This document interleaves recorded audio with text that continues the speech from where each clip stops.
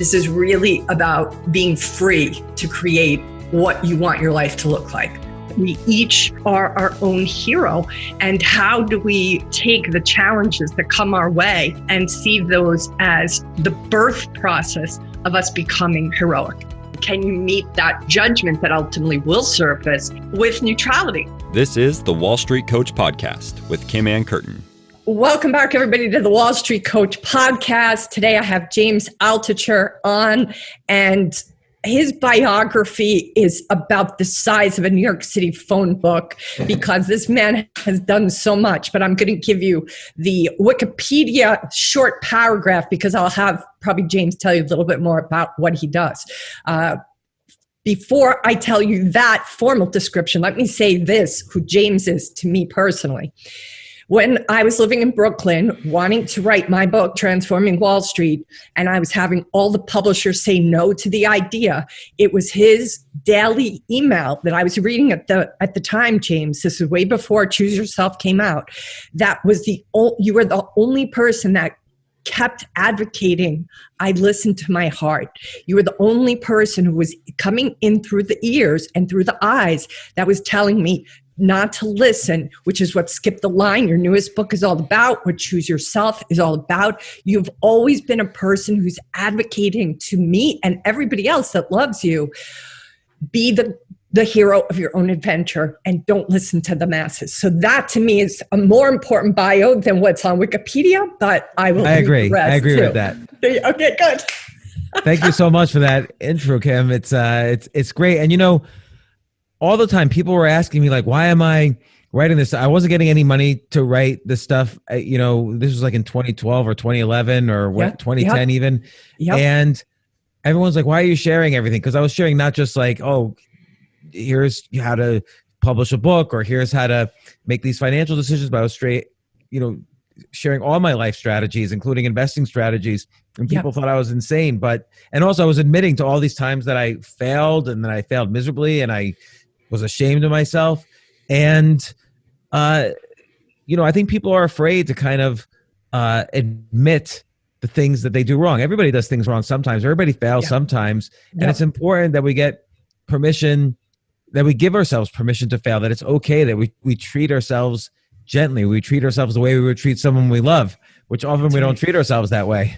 And that's important. And at the same time, people don't realize what options they have in front of them. They think, oh no, this publisher rejected me, so I can never publish a book. This TV station rejected me, so I can never do a show. Or this job rejected me. I guess I'm never going to be happy again.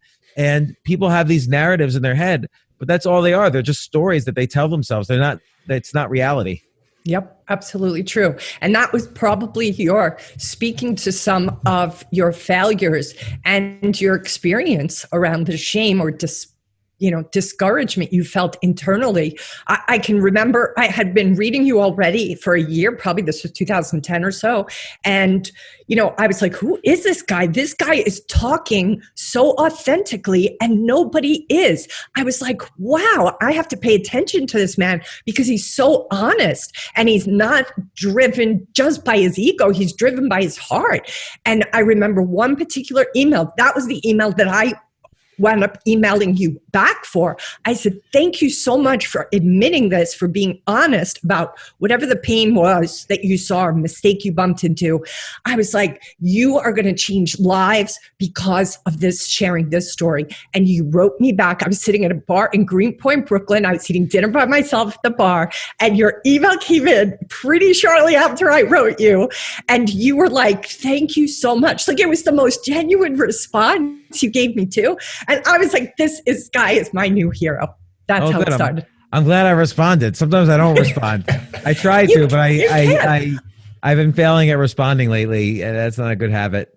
It happens because we can't spend our lives just responding to email. And I wouldn't have had any judgment about you if you didn't write me back because you were doing this. I knew I was on a big list, probably of a lot of people. But the fact that you did and that you were so gracious, it just, set a precedent for how I saw you. And then, of course, when I came to Hawaii the first time to house it, to write that book of mine, I was literally landing at Kona on the big island of Hawaii I've never been to Hawaii, the most exquisite view out my window in the daytime. And I couldn't choose yourself down to look at that view, James. I couldn't, because I was riveted. How many people's books can say that somebody will choose their book over a view of the islands of Hawaii? But yours did that. Not many, just you, I think. So I'm glad you liked it. Like I've written a lot of books, and I'm happy to say, I think most of the books I've written are probably not so good. In retrospect, at the time I thought they were great, but in retrospect, I look back at my books and like, oh, okay, this one could be better. Or this one's not good at all. I shouldn't have written it. But Choose Yourself and my most recent book, Skip the Line, I really personally like them. Like I wrote advice for me. It's almost if I knew I was going to be reading them a few years later and I would need this advice. Yes. So I Skip the Line. I want you to talk about that because that's your newest book. I love the title. I have practiced skipping the line many times in my life, not quite as successfully as you have, but tell us who this book is for. Yeah, so this book is for essentially everybody, regardless of age, who is, they have something that they're passionate about, or they would like to find something they're passionate about, and they would like to monetize it. Like, wouldn't it be great to do for a living something you love doing? So a lot of people, they get like, a law degree or an accountant's CPA, and they do that 5 days a week, 12 hours a day between commuting and being at the office and stuff, but they're not really that happy with it. And over time, it becomes this kind of consistent simmering anxiety or need for something more. And, on the weekends, they have fun with their friends. Maybe they go out and play with their kids or play golf or whatever it is they do. But wouldn't it be great at some point, if you're an accountant and you love to cook, and you cook for your friends, you love cooking for your friends, wouldn't it be great to one day, that's what you do? You make money cooking, or you make money, let's say you love sports and you talk about sports with your friends all the time. Wouldn't it be great if you could somehow make a living talking about sports? And I'm picking these examples out of a hat, but these are actually examples I personally know of as well.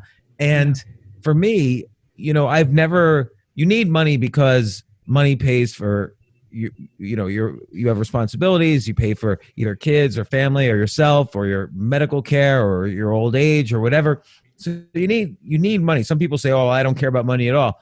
Everybody cares enough about money that they need to think about how to make it. And I think people have separated out what they love doing from their interests. But I think people realize now, after this pandemic, 55 million people filed for unemployment insurance last year. Guess what? Corporations were not loyal. Your college degree didn't really mean anything. You still filed for unemployment insurance.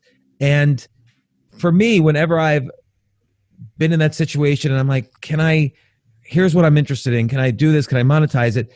Somebody always told me, you can't do that. James, how could you think you could do that? You need X, Y, you need a degree. You need to work at these places first. You need to climb up through the ranks. You need to pay your dues.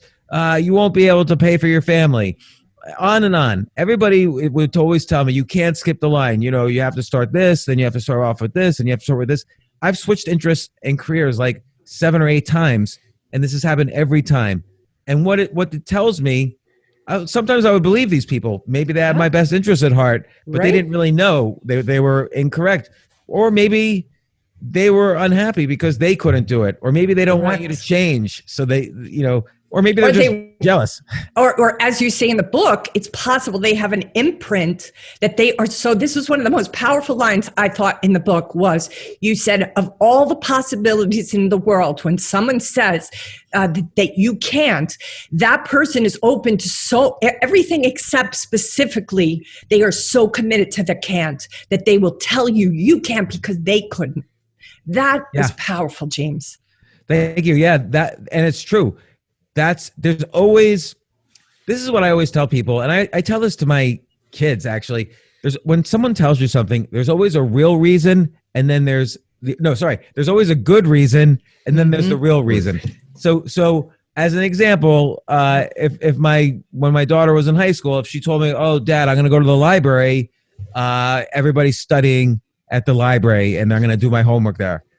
That's a great reason. But the real reason might be that there's boys at the library and I'm going to the library and hanging out with them. So she gave two reasons that are true, maybe, but she only gives really the good reason. So someone says, you can't do this, and they'll say because you didn't get the right education, or you didn't start at the bottom, or, people don't just, people from this department don't do things in that department.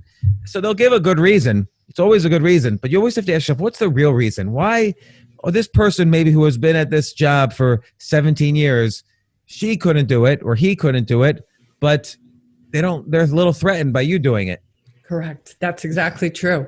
And so for the most part, just so you have a sense, our listeners are diverse, but we have a lot of day traders because of me co-hosting the Stocks to Trade, Steady Trade podcast. And the traders that are listening, or the beginning, we have sophisticated day traders and then we have beginners. To the beginner day traders, James, especially because you've been a day trader, you know what that world is like. And Tim Sykes, for the listeners who are fans of Tim Sykes, who of course is part of the Steady Trade and Stocks Trade platform, Tim Sykes is the one who enrolled James in starting his own blog. And if I'm remembering correctly, he started to write your bio for you to get you jump started. Is that right? Yeah, he set up the site actually to get me started. And I didn't want to write my own blog because I figured, I write for other places. Like I write for the Wall Street Journal, I write for TechCrunch, I write for the Financial Times. I could always put stuff on LinkedIn or whatever. And then Tim convinced me, no, get JamesAltucher.com, which was a story unto itself, but get the domain name and I'll just set up your blog and we'll go from there. And so, he hosted my first blog. I forgot about that actually. It's pretty awesome. I just want to give a shout out to him because, he just listening to his courses, I'm a baby day trader. I took one trade so far. I'm trying to learn in my spare time of coaching traders, but I want the traders who are listening here, a lot of them are going to be fans of Tim Sykes. I wanted them to know that about you. I love Tim. Tim and I have been friends, since 2005, 2006. He was like a little baby when I met him. Wow. How did you guys meet? We met on CNBC. There was a show that was being kind of tried out where traders like Tim and me would pick tons of stocks, and analyze tons of stocks. It was sort of like a precursor maybe to Fast Money. Wow. And Tim and I were on that show. It was like every Friday for a bunch of weeks, and then they decided not to run with it. But we were hanging out then, and then we started hanging out outside of CNBC in real life. That's amazing. That's pretty cool. So for the day traders, this concept of skip the line, for a beginner day trader, what would you say is its application? Why should they read this book? What is it that you're trying to enroll them in?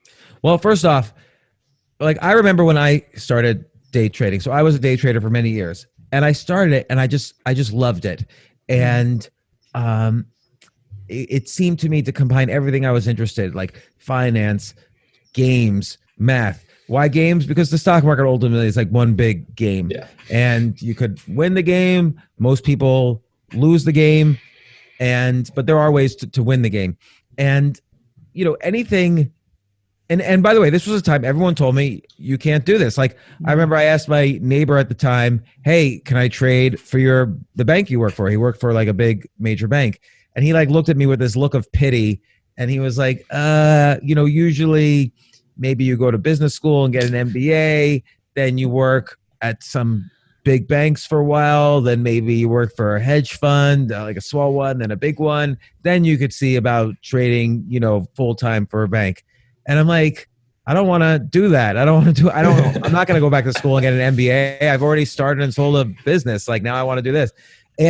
But one thing he was right about is that I couldn't do it right then because I honestly didn't have, there's three things. There's being passionate about something, and that's a task unto itself, is finding out what you're passionate about. But then there's building the skill so that you're good. And everybody talks about the 10,000 hour rule. Oh, it needs 10,000 hours to get good at something. That's actually not true. The 10,000 hour rule, whether it's a good rule or not, is 10,000 hours of what's called deliberate practice to be the best in the world, to be number one in the world. Well, I didn't need to be the number one day trader in the world. If you're in the top 1%, even the top 5% of day traders or of anything, you're going to be good enough to make money. Like in tennis, I don't need to be the number one player in the world to make money. First off, I could be in the top 1%, which is probably thousands of people. I mean, hundreds of millions of people play tennis. If you're in the top 1%, you can make a living. You could either be a professional player, or you could be a coach, or you could be a commentator about tennis. You don't want to limit yourself to one thing. It's not like I need to win Wimbledon or I'm going to die. You could, there's many things to do in every area that you could potentially be interested in.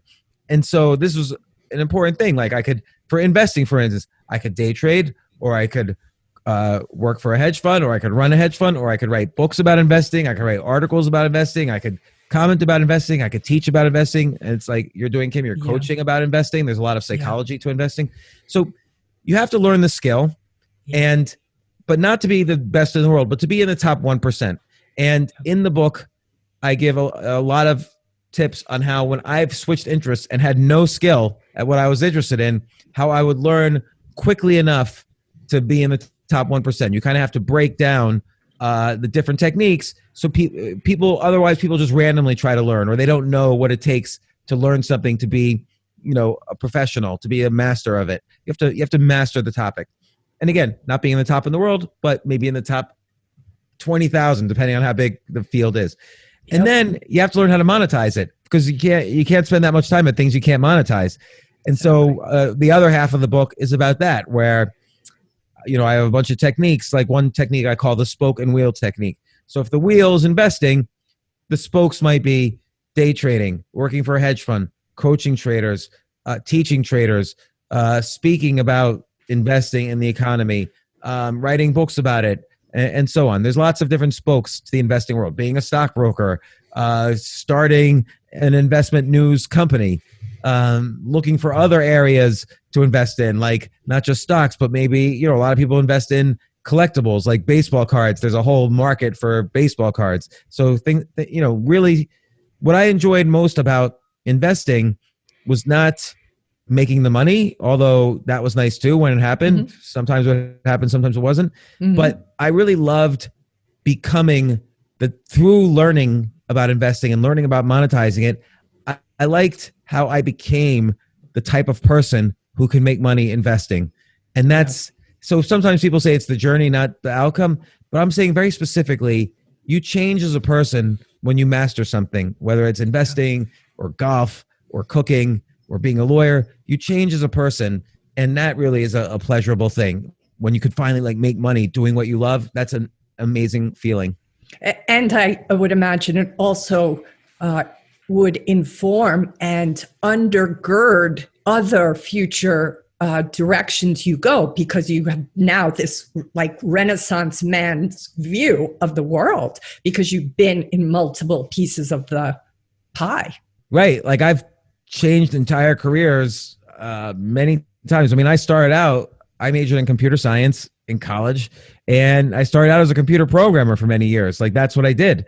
And then, I just changed many times after that, over and over and over. And then even more recently, I, somewhat changed some interests of mine. And I decided I'm going to very specifically use only the techniques in my book to get better at this new field for me. And then see, I don't necessarily have to monetize it, but it's always fun to figure out what are the ways to monetize it. Yep. I think, I know, first of all, yes, I'm a huge fan of your books and your advocacy of not just following the herd. But the other reason I really wanted you on is because what I notice among new day traders who I'm working with more than I've ever worked with in the 14 years I've coached is that a lot of these new day traders, they really have a mindset coming in that they want to be all in. I hear them quit jobs or want to quit jobs and just want to make it here. And the reason I wanted you here is I wanted your wisdom, because you are the master of multiple prongs, multiple spokes on the wheel. And I just don't know that some of these, they're very enthusiastic, perhaps a little naive, but they think this is going, and I'm like, you're better off having this as a side hustle until you get really good at it, because this is the first year they're trading and they're ready to quit their day job or stop other monetization. Sure. But you're the advocate of multiple monetization pipelines, and that's another big part of why I wanted you here. So talk a little bit about that. I mean, according to the IRS, the average, and this is real data from the IRS, the average multimillionaire has 7 sources of income. So a job is only one source of income. Yeah. Even being an entrepreneur is only one source of income. So it's the company you started usually. And so you always have to think in terms of, and it's almost a cliche to say, but multiple sources of income. But that's the IRS telling us, not, that's some right. book or whatever. And, but with day trading, you have to be very careful because you worked really hard for your money. And if you put it on the line every day in the stock market, lots of things can happen. Good things can happen. Bad things can happen. We all know the rewards are there. For anything that's worthwhile, and investing could be something that's worthwhile. Obviously, some people make wealth or income in the stock market. Some people make wealth playing golf. Some people make wealth, in other ways. Everything we do is an investment of some sort. And the things that are worthwhile are very hard to be the best in the world at. They're very competitive. But here's an interesting thing. They're not necessarily a source of happiness. So let's say, and I don't play tennis, but I use tennis as an example. Let's say you want to be a professional tennis player, and that's what you love. You love playing tennis. You love working out every day on the tennis court. You love being coached and trained. Most of the time, you're going to be pretty unhappy because you're going to lose games. As you get better and better, you're going to be playing opponents who are better and better, and you're going to lose at least half your games as you're rising up through the ranks. And you're going to have to learn and be persistent, and then be disappointed and knocked down a little bit, and maybe change coaches and learn more, and on and on. It's a process. Mastery brings maybe something called well-being, which is contentment with where you are, but it's not very happiness producing. Just like day trading, some days you're going to make money, you feel happy. Some days you lose money, and it's the worst feeling, and you have to have it in. You have to be passionate enough that you could wake up the next day and say, look, I'm going to go at it again, and I'm going to learn what I did wrong, and I'm going to keep learning. And, so I just want to make that clear that the path to mastery is not a happy path. And, if I was going to start day trading now, I wish I had done what it suggests basically in my book for any type of learning, but I give a whole bunch of techniques. So I'll give two of them that are very important. One is find yourself a plus minus equal. So what I mean by that is a plus is someone who's much better than you, who can teach you what they know. So that's like a mentor. And then the equals are people who are at your level, who are, you exchange notes, you're excited to learn from each other, but you're about the same level, and you experience things as they happen. And then the minus is you teach someone else, because only by teaching the fundamentals, even Einstein said, you don't truly understand something unless you can explain it simply. So he explains relativity by saying, what's it like for someone who's running the speed of light? What will he see if he looks at a beam of light? And he has very simple ways of describing things. And so with day trading, I wish I had found a mentor to teach me, and I wish I had corresponded with other equals. I kind of just did it by myself and learned on my own. And I wish I had people to teach. Now, eventually, I found all those things, and I got a lot better very quickly.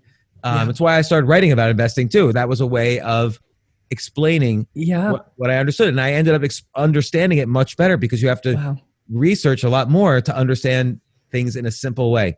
Exactly. And it's what I do with everything. And then the other technique I would suggest is, I talk about the 10,000 experiment rule in the book, but I'll talk about something called micro skills. So with investing as an example, there is no such skill as investing.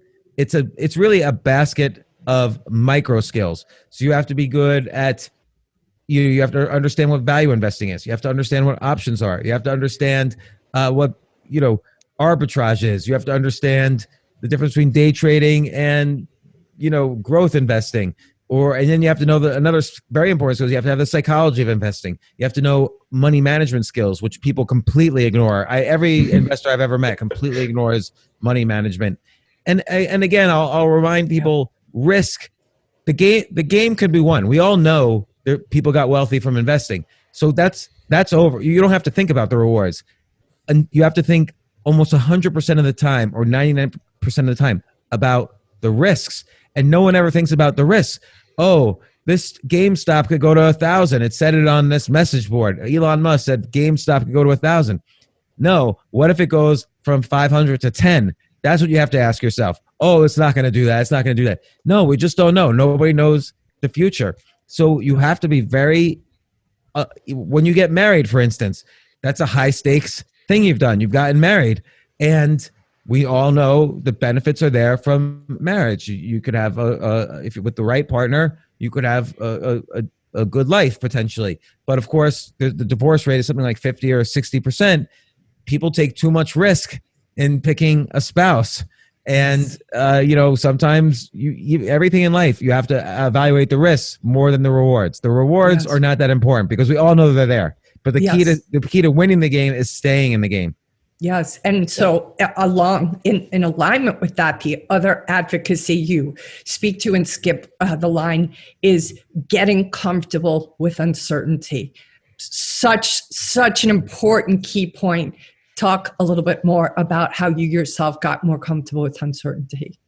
I mean, the way you get uncomfortable with uncertainty, there's a lot. The answer is there's a lot of things, but you have to kind of lean into it. Like, again, I mentioned how with anything worth learning, there's going to be many upsetting things that happen. So with day trading, you're going to lose money, some of the time. With playing tennis, you're going to lose some of the time. If you're cooking for your friends, sometimes you're going to cook a bad meal. Or, if you start a restaurant, some days nobody will show up for your restaurant and you'll get scared.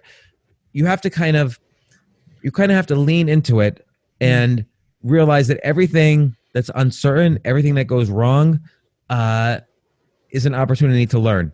If I lose a game of chess, I can't be, I'll be disappointed for a little while that I lost, but ultimately every loss is a clue to what you could get better at on your path to mastery. And again, there's the goal, like, oh, I want to make a lot of money day trading, or I want to be the best tennis player, I want to be the best cook, or whatever.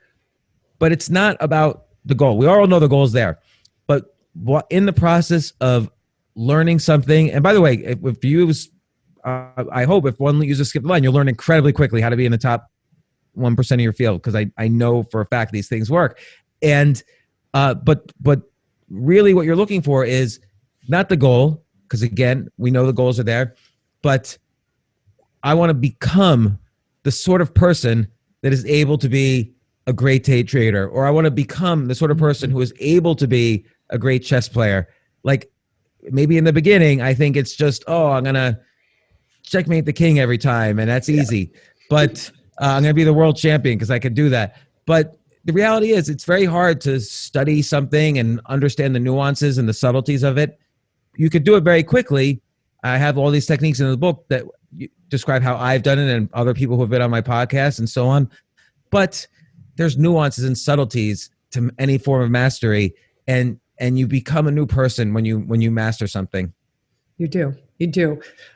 Lucas, did you go to ask a question before? I think I cut you off. Probably, but that's okay. Yeah, sorry I go on and on. No, we want you to go on. It's fascinating. Exactly. I'm fascinated by, I'm just interested in how much it seems like you love to learn, and like have, with all these transitions and careers throughout your life, that's a question, I guess. Do you love to learn? And if so, I'm assuming you do. What is it that makes you so curious about so much of different aspects of life and different professions? Well, I love to learn, but most of the time I don't love to learn, meaning I only really like learning things I'm interested in. Like if someone said, okay, we're going to teach you about gardening today, I wouldn't wake up all excited like, oh, today's the day I learned gardening, but I love learning so much, I'm going to learn about gardening, and I can learn anything. Some people love gardening, and for the life of me, I cannot learn the difference between one flower or plant and another, and I know nothing.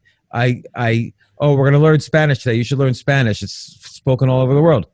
I'm not interested. So it's not that I can't learn a language. Some people say, I can't learn languages. It's that you're just not interested. If you're not interested, here's an important thing about passion. People have different opinions on whether you should do for work what you're passionate about. But this is a very important thing to know, is that when you wake up in the morning, you have an allotted amount of energy, of life energy, and then it runs out. And that's why you go to sleep and you rejuvenate if you sleep well, and you wake up with energy again the next day. But if you do something you're not passionate about, then when you sit down to learn that thing, part of the energy you need to master something, you'll have to spend just getting yourself excited about doing it. Like, oh, I don't really want to go outside and learn about gardening today, but I guess I should do it. And everybody says I should do it and blah, blah, blah. So that energy that you're using to convince yourself to learn something, the people who are passionate about it, they're already out at the garden and they're learning faster than you because they're using that energy to learn instead of convince themselves to learn. So that's why people only learn what they're really learn things that they're passionate about. Do you use that as a ruler for yourself, that you ask yourself before you're about to dive in, or you're organically passionate about something and that takes you further down the rabbit hole? Yeah, if you're organically passionate about something. Now, you don't know in advance what you're passionate about. You can't think your way to a passion. Like I might say to myself, man, it would be so great to be an astronaut. I would love to be an astronaut and fly in space. Well, what if I get in space and I realize, wait a second, I'm like in a small room with 6 other people and, excuse my language, my shit is floating around because that's what happens in space. Like that doesn't really sound like I want to do that. So I don't really want to be an astronaut. You can't really know if you're passionate about something until you do it. Like when I first traded, I'm like, oh my gosh, this was great. And I got into it. Or when I first, played a couple of games of chess, I was like, oh, I really enjoy this and I'm going to get better. And or when I first did stand-up comedy, for instance, I was like, oh, this was great. I created visceral laughing from a group of strangers doing this. I'm going to do this again. And so you have to do things and you have to try. That's why I have the 10,000 experiment rule in that book, which you have to do lots of experiments to see what it is you're passionate about. Yep. So with regards to the title, first thing I thought of when I saw the title was, and I'm going to just tell you this little story. I was at a fundraiser for a politician that I was curious about, but not into at the time. But I was like, I think this guy's got something. I won't even say who because it's not the main part of the story. But the point is, I remember thinking he looked exhausted and he wasn't going to hold a New York City group of 24-year-olds because he was so tired. And I skipped the line for cabs outside this hotel, James, because I'm a New Yorker. We don't wait on a line for a cab. All the tourists were there. So I could see that these tourists weren't paying attention and just kind of, found myself 1 or 2 people behind the next cab. It was raining, right? And something intuitively said, share the cab with the guy in front of you. And in New York, a girl doesn't do that unless the guy's really gorgeous or, there's no cabs. That's why no one's ever made that offer to me, but that's okay. So anyway, I get in. The guy says, sure. I don't know where I'm going. Anyway, I'm like, terrific. Now I can show him where he needs to go. And we get in the cab and we start driving. I find out he's like the right-hand man to this politician that I'm now like, wanting to support. And I said, wait a minute. He said, why? I said, why are you in New York? He said, my so-and-so is here and I'm helping him run. And he said, I said, oh, well, I'm glad you're in charge of him. Somebody's got to do something with that man's schedule because he's too damn tired to, be on the stage in front of New Yorkers, 24-year-olds. And he was like, who are you? I was like, I'm a woman who wants to see this guy win, not Sue. Like I was unabashed, right? And then he goes, we could use a little bit of that on this team. And then he says the killer line. He goes, and that cutting the line thing, we could probably use a little bit of that too. And I just turned bright red. That's interesting. So he noticed that I had skipped the line. And I said, well, I'm a New Yorker. We don't wait a line. But he was giving me a compliment. Like, this is a girl who's going to hustle. So on one hand, I love that story about myself because it shows that I'm not going to follow sometimes the rules. But then I also think, James, especially now, people hear this title, maybe even hear my story, and they're saying, but I'm waiting online. That's kind of like inappropriate that she skipped the line that night. What would you say to people who come back with that? Well, everybody's on their own journey. And, again, every time you're interested in something and you want to do it, 100% of the time, there are going to be people who tell you you can't do that. It might be family members, might be other employees where you work. It might be your boss or your professors or your parents or your spouse or your kids even, or your friends. It could be anybody. But people will always tell you can't do this, or you shouldn't do this, or you can't skip the line. And you just have to kind of nod at them. They're not going to be the ones who are on this journey with you. So you don't need to worry about what they think. You just kind of nod at them and say, okay, I hear what you're saying. But how, James, you have, over time and your sharing of your journey and your stories, you have helped us see how you did it. But to the people who have not had that journey yet, who are like, but maybe they're right, maybe I'm wrong. Like, how do those people find the confidence to lean into what you're suggesting? It's interesting. Like, I'll use, I don't know why I keep using tennis as an example. I honestly don't play tennis and I have no interest in tennis. But like, a tennis player doesn't say to himself, I'm going to win this next game. Or in the middle of the game, a tennis player, good professional tennis player doesn't say, this is great, I'm going to definitely win this match. What does the tennis player focus on in the middle of a match? Am I going to make the next shot as good as possible? Like, am I going to do my best on the very next shot? A day trader doesn't say, I'm going to make $1 million this year. A day trader says in the middle of the day, am I making the right decisions today to be successful at day trading? Yeah. So if you're passionately interested in something, and I don't know how to convince someone that it's possible to skip the line. I suppose if you look at the thousands of examples of people who did it, that's a good source. Yeah. But someone who's passionate about something should just say, what should I do today to make myself 1% better at this thing I'm passionate about? Oh, what does 1% mean? What does it mean to be a 1% better cook? I don't know. Maybe it means nothing, but you get a sense of what. Yep. It's just a small amount. You get a little better and it compounds. So if it compounds within a year, you're going to be amazing. You're going to be in the top 1% in the world if you just improve 1% a day at cooking or day trading or investing. And that's just mathematics. Like 1% a day compounded doubles every 72 days. And people should look up compounding if they don't understand why.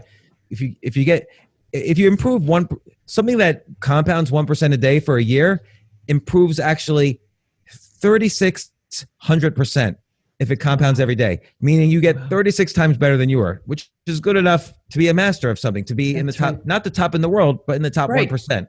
That's right. And so how do I convince people? Well, okay, let's look at Richard Branson. Richard Branson was 27 years old and he was he had like a music store. And he decided to himself, you know what? I think in addition to having a music store, I'm going to also have an airline. And everybody said, well, Richard, are you crazy? You're like, it's the 70s. You're into the whole music scene. You're 27 years old. You're too young. You run a music store. You have no experience. And he's like, well, that's okay. So he calls up Boeing the next day, Boeing that makes planes. And he says, can I borrow a jet, preferably a 747 if you have one? And they're like, who are you? And they're like, well, I run a music store in England and I'm 27 years old. And they're like, are you insane? Like, why would we lend you a 747 jet? Those cost like hundreds of millions of dollars. And Richard Branson then, and I have a chapter on this in the book, Richard Branson had to have good persuasion skills. You need persuasion skills if you're going to skip the line. So Richard Branson said, listen, and he got serious. You have British Airways is a monopoly in England, and it's a government-run monopoly. So you have no pricing pressure at all. You have no pricing leverage at all in England. If British Airways had a competitor, you might actually start selling some planes in England. You get a little bit of leverage. So what does it harm you? I'll return the jet in a year. If it doesn't work, you get your plane back. And if it does work, you have a whole new place to sell. I'll buy every plane from you guys. And then he convinced England to give him a landing strip at Gatwick Airport, not Heathrow. He convinced JFK to give him a landing strip. And now he had a plane and 2 landing strips on opposite sides of the ocean. And now he had Virgin Atlantic. So his airline. And probably everybody and his mother told him, you can't do that. And he did it. And by the way, that's one, I gave a simple example. There's so many examples. This is more the norm among successful people than something that's outrageous. Yeah, that's right. It just becomes the norm among people who do the same thing for 30 years, but they're unhappy with it. They don't want to hear that other people got happy or at least, quicker than they did. Yeah. Or even tried. Like some people, they want to I got to get my retirement savings first and then I'll do this. Well, life's short. You don't know where you're going to be in 5 years, 10 years. Correct. Doesn't matter how old you are. Yep. You want to do things that you love. Like when I focused on investing and at some point I lost interest in investing, I would have been miserable. I was miserable for many years thinking that the only way I could make wealth was through investing. Turns out there were other ways to make it. And I wish I had not been miserable for as long as I was. Yes. You talk in the book a couple of places about just the chemical effect of serotonin, oxytocin. Talk a little bit about that, because these, I don't think people give them enough credit or realize that they are in charge of them in ways they're not aware of. Yeah, I mean, that's a good question, because sometimes people are depressed and, it might be situational, like maybe someone close to them died. So, okay, I'm feeling a little down about it. But sometimes people get depressed because of biological reasons. There are chemicals in our brain that help determine how we feel. And so, for instance, there's dopamine, which dopamine gets us excited to do something new and to get better at something and to achieve something. So when you achieve something, like 70,000 years ago, if someone found a wild boar and killed it, so now the tribe was going to have pork to eat, that a ton of dopamine will get released because he feels like he accomplished something and he's going to rise up in the tribe as a result. So when you day trade, you get a dopamine hit when the trade works out. Like, oh, my hierarchy, my standing in the community has gone up because I have more money and I'm a good day trader. And so dopamine gets you excited. Then there's serotonin, so dopamine is more this neurochemical that you want humming through you in the morning. And serotonin, and a lot of antidepressants, for instance, have the word serotonin in them. They're these SSRIs. I don't know what it stands for. It's serotonin reuptake, and I don't know. But so a lot of depression is related to a lack of serotonin, because what serotonin does is it makes you feel satisfied with where you are in the tribe. Like, oh, okay, I'm not the alpha, but I'm number 4. I like that. I like where I am. I like this. I'm having a good time. No complaints. And so we feel that in the evening. Serotonin helps us get sleepy and go to sleep and sleep well. And then, there's other neurochemicals as well, but they're all kind of connected to each other. And those are like the 2 main ones for kind of happiness during the day.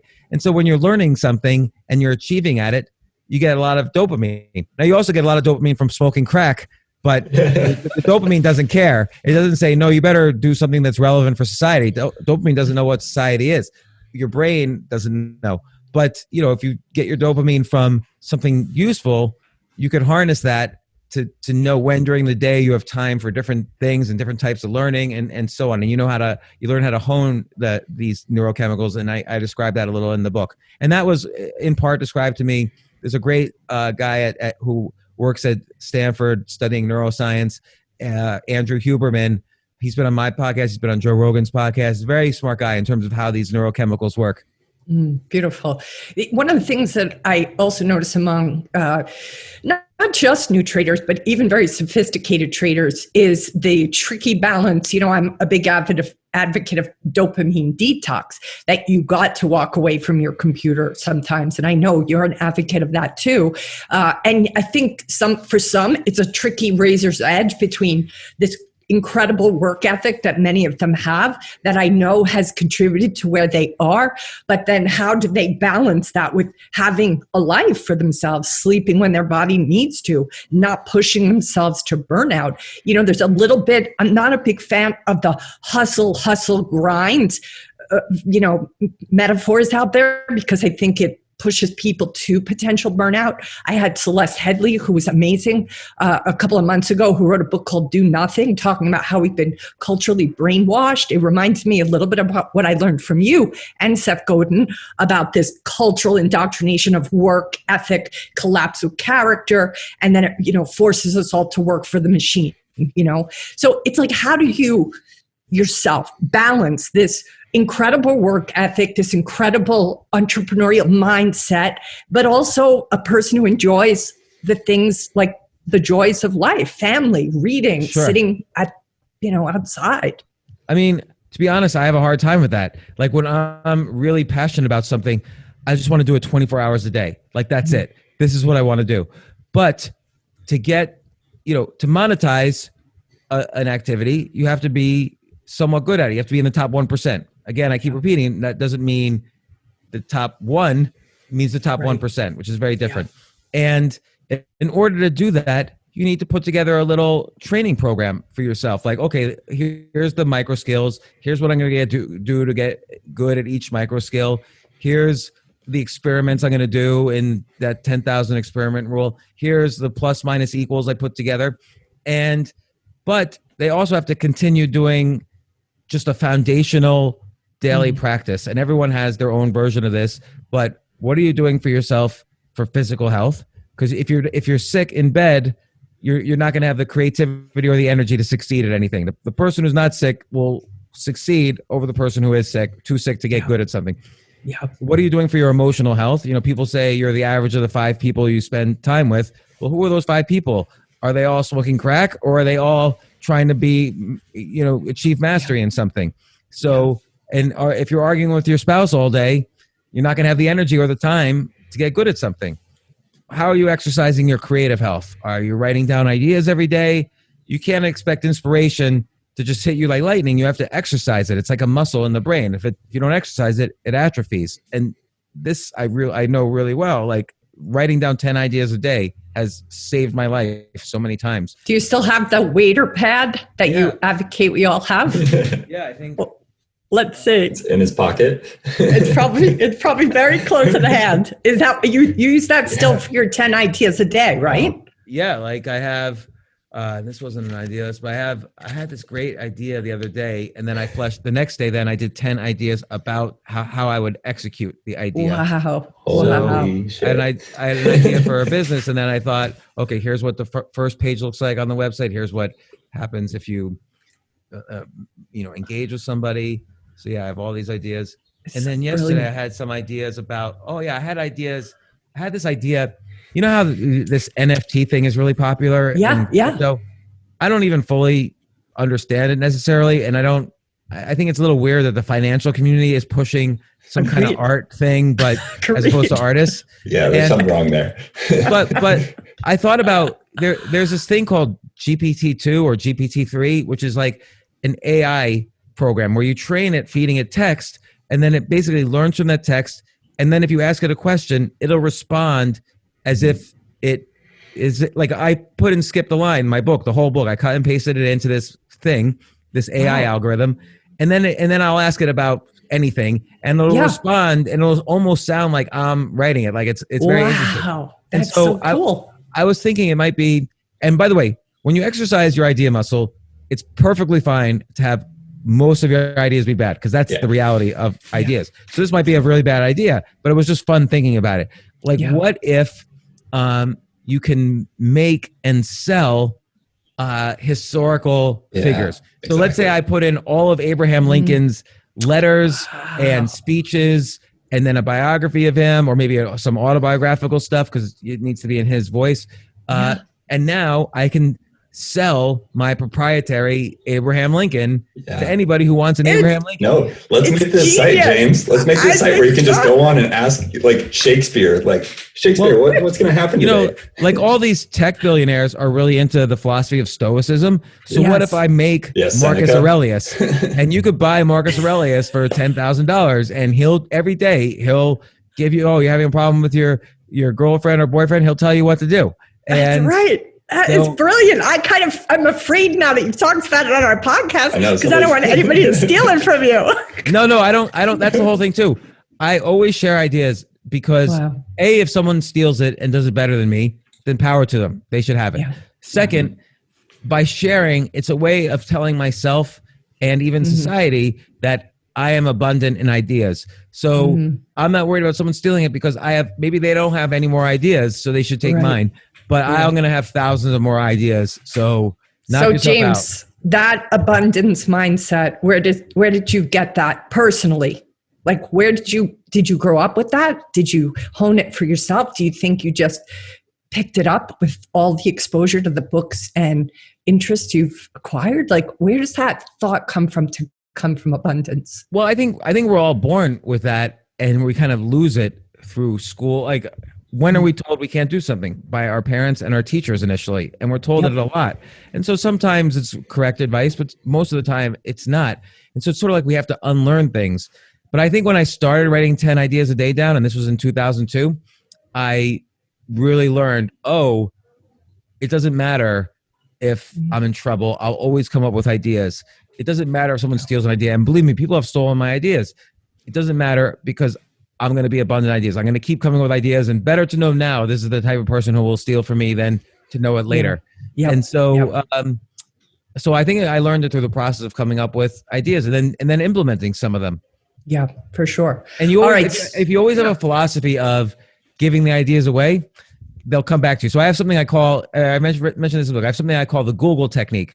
So let's say I type in the word motorcycles into Google. This is what Google says back to you. Listen, James, we don't know anything about motorcycles, but we've done the work for you. Here are the 10 websites we think are the best websites in the world to teach you about motorcycles. And by the way, these first 3 ones, we just want to be honest, they paid us to be there. And that's what Google does. And then Google measures the success of a search by how quickly you leave their website, how quickly you leave. Wow. And but then where do you go back when you want to later find out about houses? Well, you go back to Google because you know that they were trustworthy and they didn't have their hand out. Hey, we told you these websites, give us a dime now. They didn't hold out for money, and they didn't even need you to come back. They didn't ask you to come back. No. But you go back to the source. So you always want to be the source of ideas. And beautiful. My theory is that if you act even on a personal level like $1 trillion company, you might not be worth $1 trillion, but you'll be worth something, because of that, because of the way you kind of personalize this $1 trillion, this service that has $1 trillion value. Absolutely.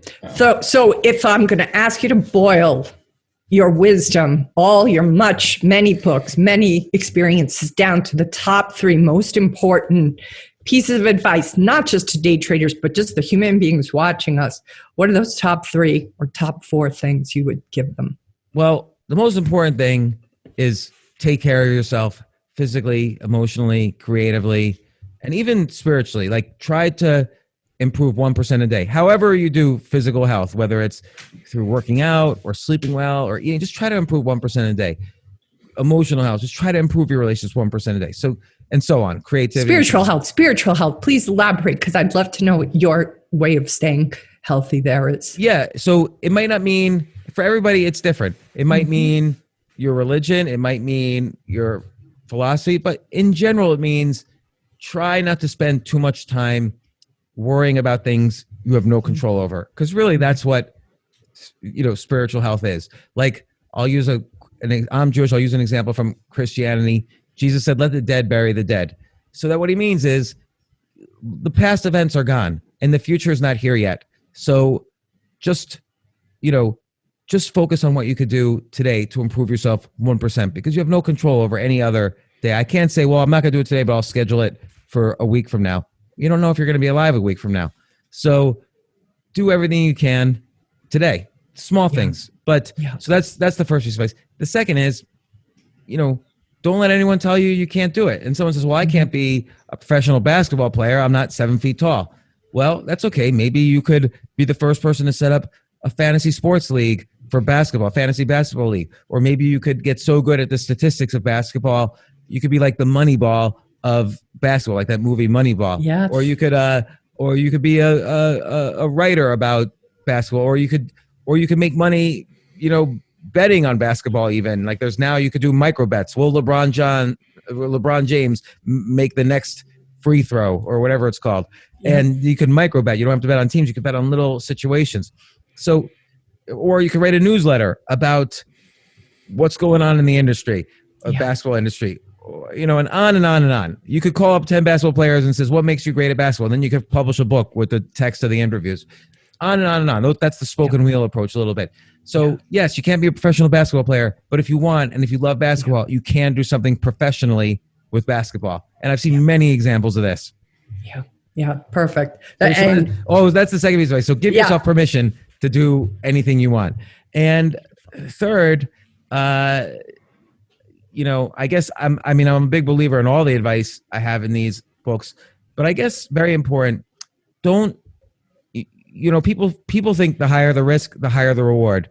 People think entrepreneurs and investors are risk takers. That's actually not true. Entrepreneurs do not like taking risks. Entrepreneurs spend all of their time, and an investor is an entrepreneur. Entrepreneurs spend all of their time figuring out how to reduce the risk. I'd rather reduce the risk before I make an investment than make an investment with the highest kind of risk. So yes, the rewards are there, but you have to take care of the risk. And most people do not take into account the risks of the activities they do. I'm so glad you spoke to that. For 14 years of being an entrepreneur, I've always thought, I was so risky. I was so crazy to do this. And it's only recently, James, that I've really I'm not that big of a risk taker. And understanding that concept of that I'm not, it's funny how what you think about yourself sometimes isn't actually even in the realm of what's true. So I'm really glad you said that. A lot of times I just read about this. I was reading a book about chess actually. And this guy said, sometimes it's good to be in what's called plus equals mode. So your position on the chessboard is not great. It's not winning, but it's just slightly better than the other person. So it's a little bit easier for you to come up with ideas and make moves without blundering and so on. So that's a good way to be with anything. Be in plus equal mode. Like, of course, when you first meet your a spouse or a partner or whatever, everybody's very excited in the beginning. That's fine. But eventually you go down to a good plus equal mode where, okay, things are good, but I don't have to spend every minute with this person. I can do other things in my life, but I always want to water this relationship to make sure it stays above water. Yes. And it's good to do that with everything. If you try to go for the quick win and kill and keep that level up, you'll never succeed at anything. Yeah.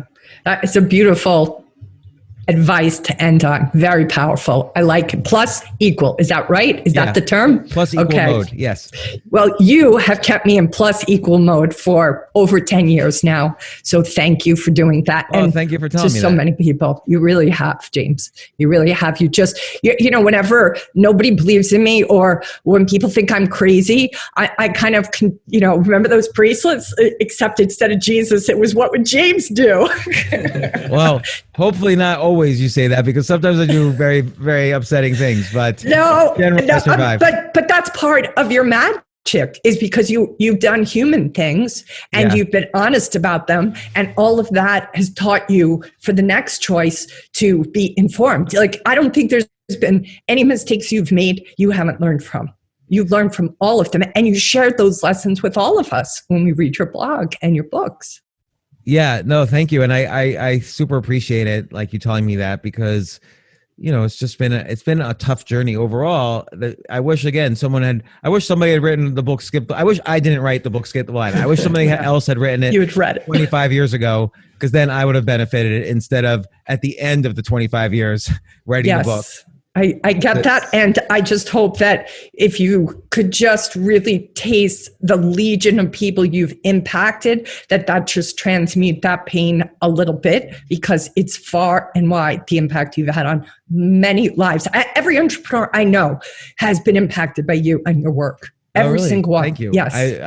They don't usually tell me that, so I don't know why, because I've talked about for years, and I'm like, James Altucher once wrote me back in an email, and like that's my calling card. Like I'll say that to people 5 years ago, and I meet an entrepreneur. Really? I can't believe he wrote you back. That's what they'll say. So everybody is talking about you in entrepreneur world, James, for sure.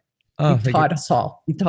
I'm happy about that. That's been my goal, but the process, I became the type of person who could do that was very pleasurable process. Well, you're awesome. I hope you'll let us have you back on one day. Thank you for coming on now and just sharing. And I'm so excited to talk about Skip the Line to as many people as I did about Choose Yourself. So I will advocate it left and right. All right, James. Thank you so much for being here. Thanks for having me on the podcast. This has been the Wall Street Coach Podcast with Ann Curtin. You can find out more about her and her team online at thewallstreetcoach.com. If you've enjoyed this podcast, please consider leaving a 5-star review on iTunes. Thank you for listening.